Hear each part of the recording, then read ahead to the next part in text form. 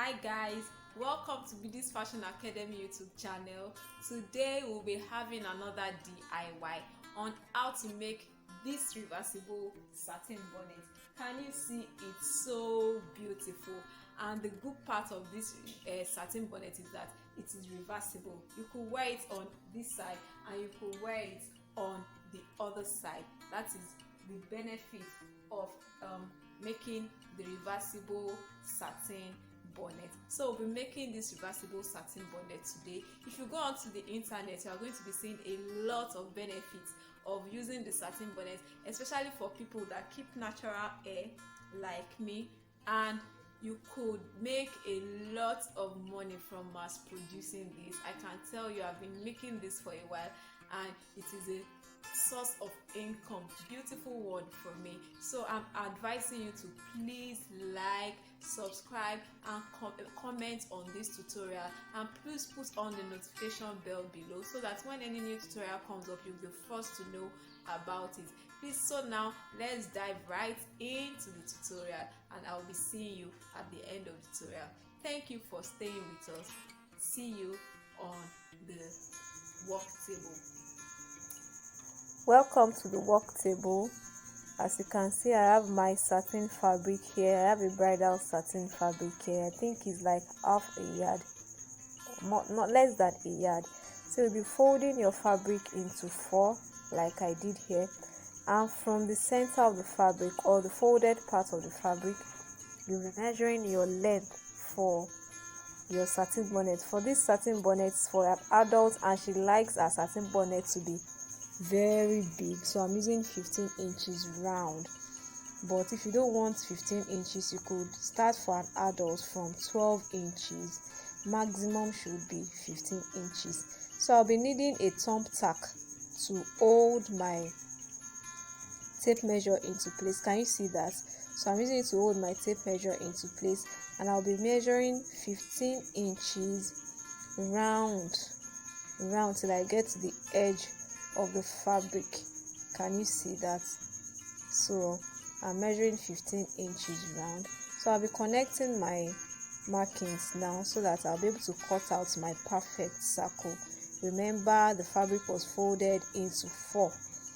After cutting out, I'll be placing the circle on the other fabric so that I'll just cut out the other circle easily, since it's going to be the same measurement.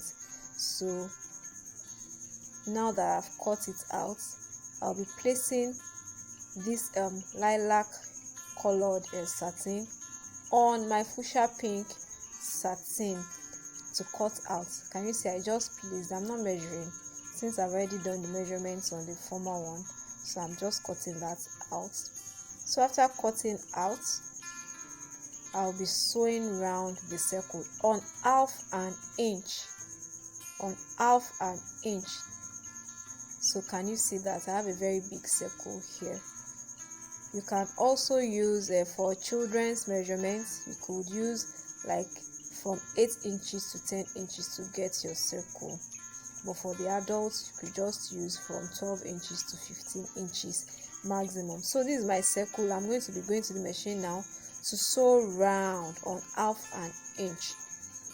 So you can see I've sewn round, but I left an opening of like 3 inches wide to turn inside out. So I left, can you see that, like 3 inches. I'm going to be turning inside out from that space there. So I'm turning inside out now.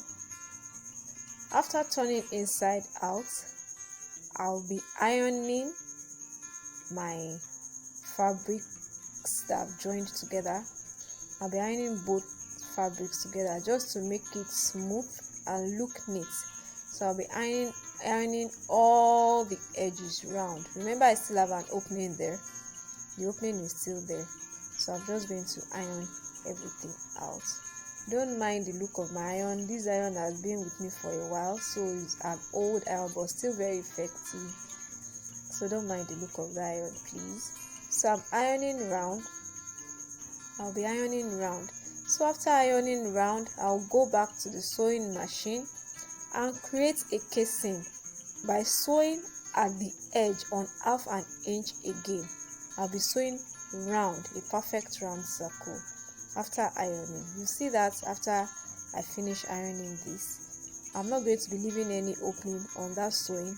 That sewing is just to create a casing for our elastic. Can you see I've sewn that? I'm so sorry that part of the video went off. So I've sewn that, and here is my elastic. I'll be using my safety pin to hold my elastic. I'll fix the safety pin on the elastic. The elastic is 22 inches. By the end of the day, I found out that 22 inches was too long, so I cut a little bit out. So my safety pin will be fixed on the elastic. Then I'll push the safety pin through that 3 inches opening I left open the other time. So can you see that? So I'll just push through, yes, like that. You push through. If you like, you could use another office pin or safety pin to hold the other end of the elastic, so that all the elastic will not go into, because you have to leave a little bit out so can tie at the end of the day. So can you see I'm pushing through little by little, so I'm getting that gathering or the gathered look of the bonnet. So that's what I'll be doing till I get to the other end of the bonnet. The elastic and the safety pin will be coming out from that same opening on the other end. So this is all you are just going to do patiently and carefully till we get to the other end. So when I get to the other end, I'll just be tying my elastic. If you can't tie, you can just use a zigzag stitch to hold it in place. So that's what I'll be doing. I'm just pushing my safety pin through. Can you see? Now I've gotten to the end and I've removed the pin and the other pin I used to hold on the other end. So I'll be tying both now. So I'm just adjusting my elastic. Then you tie. Make sure it's secure. Make sure it's tied well. If you can't tie, just use a zigzag stitch to hold your elastic into place. If there is any leftover elastic, you just cut out. So what I'll be doing next is just to close that opening that has been left at the beginning of the sewing. I'm adjusting the elastic. So before going on to the sewing machine to close the opening, can you see this is looking beautiful already? Can you see? So beautiful, and I so love this color combination. So that's the opening I'll be closing. Can you see that opening? I'm going to be closing that opening now. That will be the final stitch to the satin bonnet. I've closed the opening and I'm adjusting. Wow, I so love this bonnet. So beautiful. Can you see that? It's so beautiful. Can you see? Looking neat and beautiful, and it's reversible. I so love the reversible part. It's reversible.